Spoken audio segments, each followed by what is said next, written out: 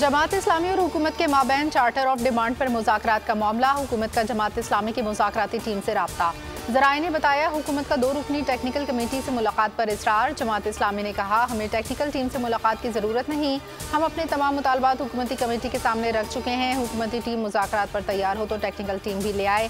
धरना उस वक्त तक जारी रहेगा जब तक मुतालबात तस्लीम नहीं होते। हुकूमत ने संजीदगी न दिखाई तो पार्लियामेंट के बाहर तक जा सकते हैं।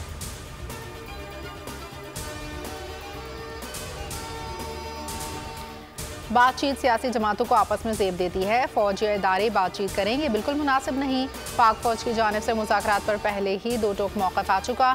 7 मई 2024 की प्रेस कॉन्फ्रेंस में DG ISPR major general Ahmed Sharif Chaudhry ने कहा था कि फ़ौज पर हमला करने और अवाम के दिलों में नफरत पैदा करने वाले इंतशारी टोले से कोई बातचीत नहीं करेगा। ऐसे टोले को सच्चे दिल से माफ़ी मांगनी चाहिए।